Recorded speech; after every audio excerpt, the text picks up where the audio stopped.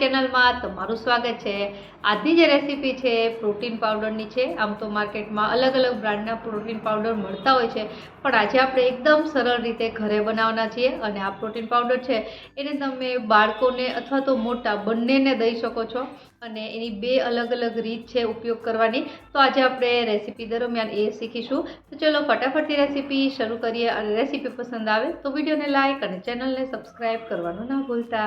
તો સૌપ્રથમ protein powder બનાવવા માટે આપણે કેટલી વસ્તુ જોશે એ જોઈ લઈએ। તો સૌપ્રથમ મેં અહીં મખાણા લીધા છે, ત્યારબાદ સફેદ તલ, ત્યારબાદ pumpkin seed, watermelon seed, sunflower seed અને આલમંડ્સ।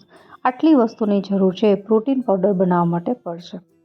હવે સૌપ્રથમ આપણે અહીં લેશું 1 ચમચી જેટલું ઘી। ઘી વધારે નથી લેવાનું। અને ત્યારબાદ જે આપણે આ 3 અલગ અલગ પ્રકારના સીડ અને આલમંડ લીધા છે એને આપણે 5 મિનિટ માટે રોસ્ટ કરવાનું છે લો ગેસની ફ્લેમ પર।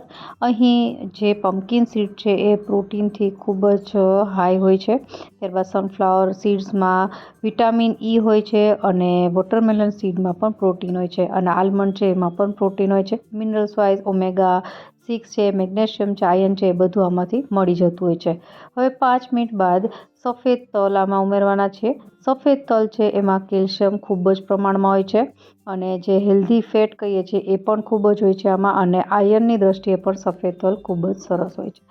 હવે લગભગ 2 થી 3 મિનિટ બાદ આપણે મખાણા એડ કરવાના છે। મખાણામાં કેલરી છે ખૂબ જ ઓછી હોય છે, અને પ્રોટીન છે સારી પ્રમાણમાં મળી રહે છે, ફાઇબર હોય છે, અને મિનરલ્સમાં પોટેશિયમ અને કેલ્શિયમ અને મેગ્નેશિયમ પણ આમાંથી મળી જતું હોય છે।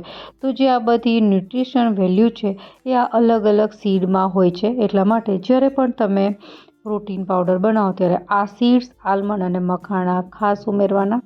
હવે લગભગ 10 થી 12 મિનિટ જેવો સમય થયો છે, અને ધીમે ધીમે બધી જ વસ્તુ સારી રીતે રોસ્ટ થઈ ગઈ છે। તમે જોઈ શકો છો કે હાથમાં લઈને આ રીતે તોડીએ તો મખાણા તૂટી જાય છે, સીડ પણ એકદમ ઇઝીલી તૂટી જાય છે। તો બસ આપણું આ બધું જ મિશ્રણ છે સારી રીતે રોસ્ટ થઈ ગયું છે। ગેસ બંધ કરી દઈશું અને એને ઠંડા કરી લેવાના છે। એકદમ ઠંડા થશે ત્યારબાદ આપણે આગળની પ્રોસેસ કરીશું। તો લગભગ 10 મિનિટ બાદ સીડ છે ઠંડા થઈ ગયા છે। આ સીડ્સને ઠંડા થઈ જાય એટલે મિક્સર જારમાં થોડા થોડા એડ કરી અને પલ્સીસ ઉપર ગ્રાઇન્ડ કરવાના છે। આ વસ્તુ ખાસ યાદ રાખવાની છે, એક સાથે ગ્રાઇન્ડ કરશો તો એની પેસ્ટ બનવા લાગશે, એટલા માટે પલ્સીસ ઉપર ગ્રાઇન્ડ કરવાના, જેનાથી થોડી વાર મિક્સર બંધ કરવાનું, ચાલુ કરવાનું, આ રીતે કરશો એટલે તમારો એકદમ સરસ પાવડર તૈયાર થઈ જશે। મિક્સર જારમાં પાવડર છે ઘણી વખત એકદમ ફાઇન ન બને, એટલા માટે મેં અહીં સૂપ ગાળવાની ગળણી લીધી છે, જેમાં આપણે આ પાવડર છે એને ચાળીને ત્યારબાદ જ ઉપયોગમાં લેશું।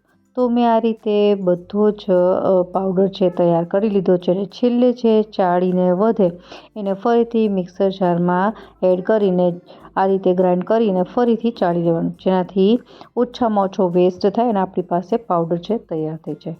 હવે એક વખત તમારી પાસે આ પાવડર તૈયાર થઈ જાય એટલે આ પાવડરને તમે ઘણી અલગ અલગ રીતે ઉપયોગમાં લઈ શકો, પણ હું આ જે પાવડર છે એ બાળકોને દૂધમાં એડ કરીને આપું છું, એટલા માટે અહીં હું સ્વીટનેસ અને ફ્લેવર ઉમેરીશ। તો સ્વીટનેસ માટે મેં અહીં જેગરી પાવડર લીધો છે, જે 3 મોટા ચમચા જેટલો છે, અને ફ્લેવર માટે મેં કોકો પાવડર લીધો છે, જે 1 ચમચા જેટલો છે। તમે જો કોકો પાવડર ઉમેરવા ન માગતા હોય તો તમે એલચીનો પાવડર અથવા તો એલચી કેસર મિક્સ કરીને પણ ઉમેરી શકાય। અને જો તમારે સ્વીટનર ઉમેરવું ન હોય તો તમે બીજી કઈ રીતે ઉપયોગમાં લઈ શકો, જેમ કે તમે આમાંથી 2 ચમચી જેટલો પાવડર છે એને રોટલીના લોટમાં એડ કરીને રોટલી બનાવી શકો, ખજૂર સાથે મિક્સ કરી અને લાડવા બનાવી શકો, મધ સાથે મિક્સ કરીને પેસ્ટ બનાવીને પણ લઈ શકો, અને દહીં સાથે ઉમેરીને પણ લઈ શકો। તો અલગ અલગ રીત છે, અને આ જે પાવડર છે એને દિવસમાં તમે મોટા જો હોય અને લેતા હોય તો 2 ચમચી જેટલો લેવાનો, અને નાના બાળકોને આપતા હોય તો 1 થી 1.5 ચમચી જેટલો, વધારે પ્રમાણમાં પણ આ પાવડર છે એને લેવાનો હોતો નથી। આની જે ન્યુટ્રિશન વેલ્યુ જે છે એ તમે જો 1 થી 2 ચમચી લ્યો છો તો પણ તમારા શરીર માટે ઇનફ છે.